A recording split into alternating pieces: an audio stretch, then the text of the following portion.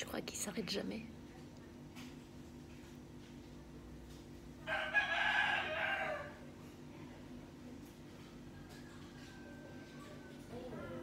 Alors, je crois que j'ai rattrapé mon décalage horaire.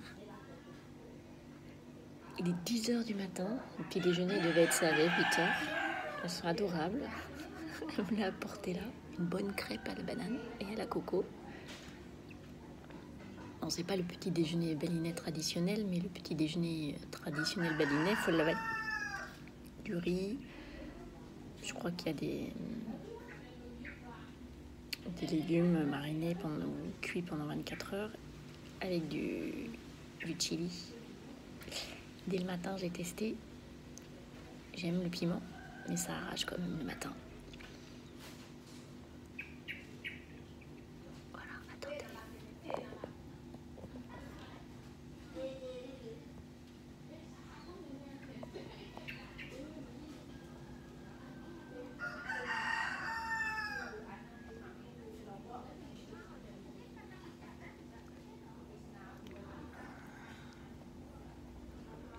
Alors, je suis dans une petite guest house à Ubud.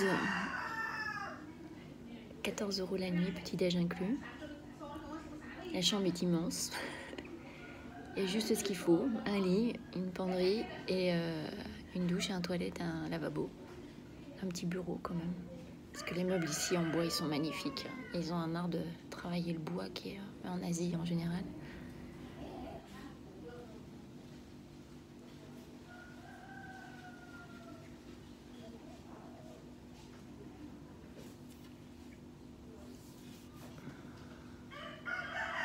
Je crois qu'il s'arrête jamais, vraiment.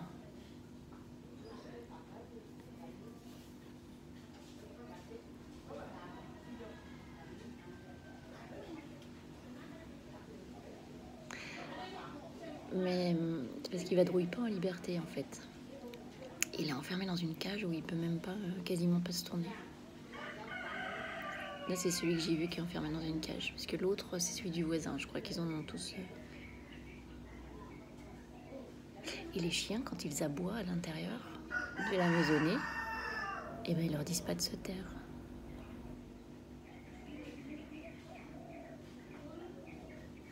Alors je dis ça parce qu'en fait, il reste d'un calme olympien. C'est magique. Et j'ai trouvé une masseuse. C'est pour ça que je vais rester quelques jours. À 10 € de l'heure.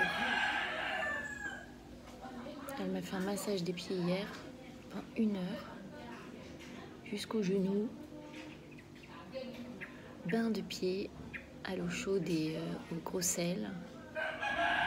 Parce que suite aux soins de Kétoute, qui a travaillé sur les méridiens et travaillé sur le système lymphatique, etc., m'a dit beaucoup de toxines. Et oui. Et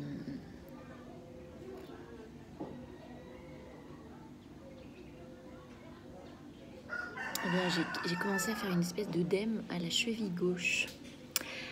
Donc forcément, je suis allée voir la signification de l'œdème. C'était un petit par rapport à ce qu'on peut voir, mais je sais que de toute façon, ça c'est quelque chose qui est présent dans ma lignée, hein, la rétention. J'y échappe bien, même à 49 ans, pour le moment. Et là, pam, je suis censée marcher, etc. Et 2 jours, j'ai même pas encore fait des kilomètres à pied. Je me tape une sorte de petit œdème au pied. Donc, je suis allée voir. Lignée du père, le fer, la volonté, la croyance qu'on n'ira pas au bout. Et ça va bien avec les pensées que le mental a essayé de me faire entendre ces 2 jours. Mais qu'est-ce que tu viens faire là? Qu'est-ce que tu viens chercher au bout du monde que tu ne pourrais pas trouver chez toi?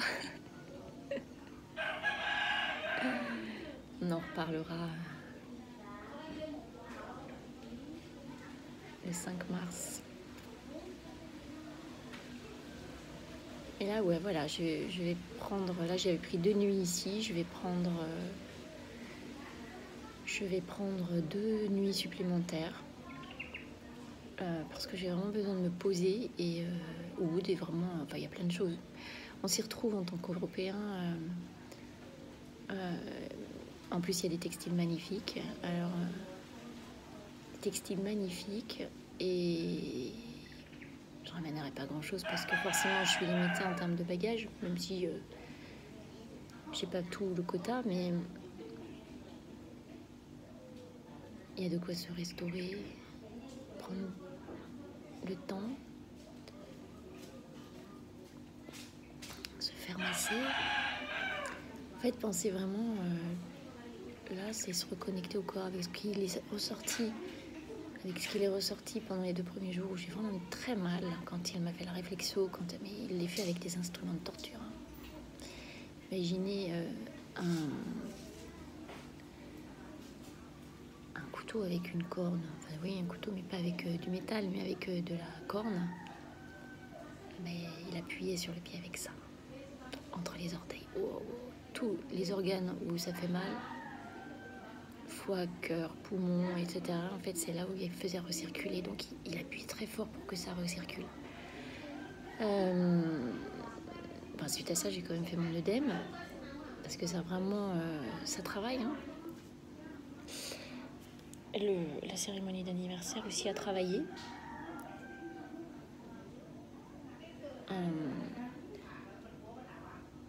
Sur le moment, ça paraît folklorique, etc. Mais quand on le vit vraiment comme une bénédiction, en se disant, voilà, c'est ma renaissance, ou une autre renaissance que je m'accorde, qui aura son lot de cadeaux et d'épreuves. Il y a un profond respect pour ce qui est fait et les offrandes qui sont offertes, etc. Et il faut dire que le jardin où ça se passait, donc de Ketut, est très très habité. Enfin, je ne pouvais pas tourner la tête sans voir des visages et des êtres dans les arbres, sur les murs. Je ne pouvais pas tourner la tête sans voir quoi que ce soit. Et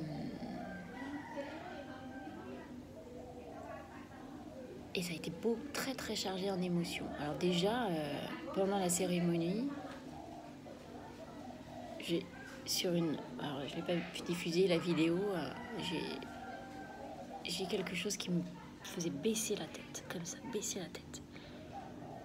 Et j'ai pensé à l'humilité, en fait, et à la perte de contrôle, c'est-à-dire tu accueilles et tu baisses la tête, tu accueilles et tu cherches pas à voir ce qui se passe, etc. Et ensuite, il y a eu beaucoup d'émotions qui sont ressorties.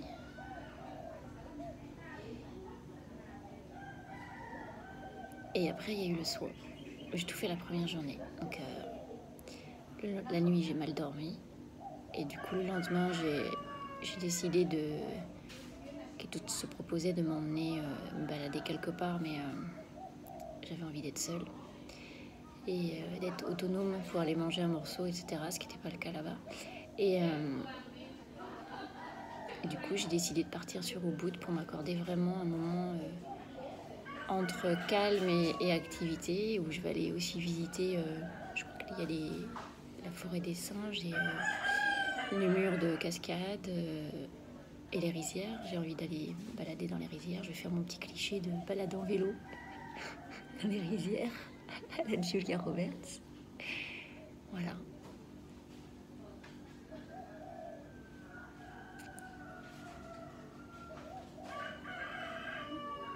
J'ai vécu un recouvrement d'âme avec Ketut. Et là, c'est intéressant parce que j'ai beaucoup travaillé là-dessus ces derniers temps avec mes clients, à constater en fait à quel pourcentage l'âme est incarnée. Et en lisant en fait et en regardant les enseignements de Yann Lipnik, j'ai appris qu'en fait la moyenne d'incarnation est de 78%. Donc d'intégration de l'âme dans le corps. J'ai appris aussi, donc ça devient beaucoup plus précis, que certains morceaux d'âme en fait sont en attente ou sont, je vais dire stockés, mais sur des plans. Et ces plans, en fait, on peut demander l'autorisation et travailler avec avec certaines entités pour leur demander l'autorisation ou leur demander de nous aider à aller les récupérer. Me concernant. Et là, c'est là où je n'ai de cesse de dire à mes chers clients, clientes qui ont des capacités et qui n'osent pas se lancer parce qu'elles sentent qu'elles ont encore du travail à faire. Je suis canal, médium.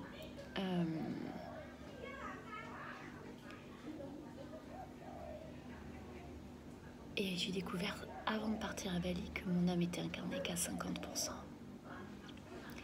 Et je me suis dit, waouh, donc à 50%, je reçois tout ça. Alors, est-ce qu'il y a un sens ou une corrélation à faire? Je ne sais pas. Et là, on a testé après le soin, donc le lendemain ou sur le lendemain, j'étais à 90. Pour autant, ici à Bali, là, je reçois des messages, mais des tout doux, très simples. Je cherche même pas à écrire le matin sur ce que je reçois, mais peut-être que voilà, je vais peut-être le faire après, mais là pour l'instant j'ai besoin de penser, d'être dans l'accueil de mon corps et dans le soin à cette âme qui est réincarnée, parce que comme je dis souvent à mes clientes, faites vraiment soigner cet implant en fait quand on fait de la récupération de morceaux. Là, si je suis à 90, c'est qu'il doit y avoir un morceau qui doit être resté quelque part, mais parfois on n'a pas le droit d'aller les chercher. Donc voilà. Parfois ça peut être en lien avec des types d'actions menées dans d'autres vies. Et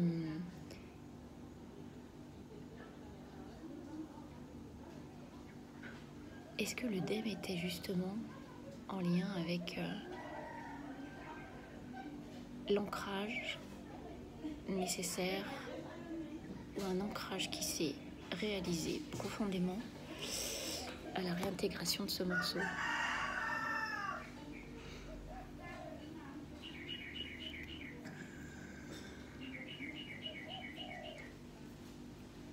Bonne question. Toujours est-il que sur la méthode utilisée, elle a été physiquement très violente. J'ai reçu un coup de poing dans le ventre. Vraiment. Pour vous dire, j'ai diffusé une vidéo il n'y a pas très longtemps de Juliette Phillips qui parlait du soin qu'elle avait reçu chez Ketut. Elle disait que c'était une véritable torture, qu'elle avait crié, qu'elle avait pleuré. J'ai crié et j'ai pleuré. Et j'ai pensé. Et j'ai pensé à tous les torturés de la Terre. Alors ça paraît... Alors je vais vous faire le lien. J'ai pensé à tous les torturés de la Terre. Je me suis dit, mais attends, ça dure même pas 1 heure. Et on te demanderait d'avouer n'importe quoi, tu avouerais.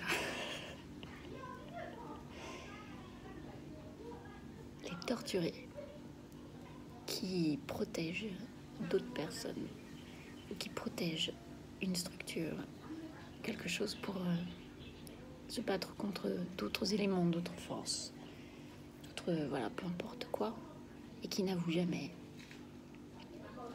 Ou des personnes qui sont tellement intègres qu'elles n'avouent pas un crime qu'elles n'ont pas commis, comme j'ai pu voir dans d'autres pays. Au Mexique par exemple, j'ai regardé un documentaire sur l'affaire Cassez sur Netflix, où la torture, au moins à cette époque, normalement moins aujourd'hui, mais très très très très fortement pratiquée, notamment pour forcer des innocents à avouer des crimes qu'ils n'ont pas commis. Et ben les gars, ils avouent ce qu'on leur demande d'avouer. Et là, on est là, on dit, ouais, quand même, il aurait pu résister. Non, tu résistes pas, attends. Moi, c'était un soin, je résistais pas. Alors, je suis pas une militaire, hein, mais je résiste pas. Oh, je vous jure, hein, c'était un soin, alors on dit pas stop. Mais j'ai pleuré ma mère. J'ai pleuré, j'ai crié parce que je pouvais pas le contenir. On a sur le moment, cette envie de contenir, ou cet instinct de contenir. Pourquoi? Pour pas déranger, je sais pas, ou l'image qu'on a de soi-même à ce moment-là, ou pas. Et j'ai pas retenu, j'ai lâché le truc. Et ça m'a libérée. Et il dit des paroles, alors il le dit en anglais, hein, et il demande, il nous dit, fais répéter des bénédictions, des remerciements, des gratitudes, des pardons. Il nous demande de pardonner à notre père et à notre mère. Alors, ça, curieusement, j'ai vu que c'était pas fait. Et aux deux, alors qu'il y en a une, elle n'y peut rien, elle est morte. Mais, quoique. Et quand il a dit ça, j'ai senti la résistance. Ça veut dire que c'était pas fait.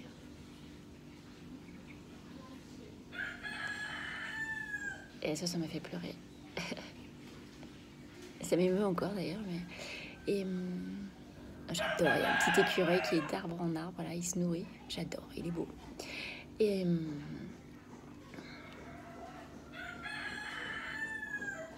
vraiment, j'intègre tout ça et je pense qu'il y a des choses qui vont ressortir dans mes soins et dans mes accompagnements. Il y a quelque chose d'autre qui va émerger de tout ça, même dans les enseignements, puisque je prépare un programme pour 2023 avec ma super assistante. Je trouve une super assistante avec qui je vais structurer tout ça, puisque structurer moi, c'est deux.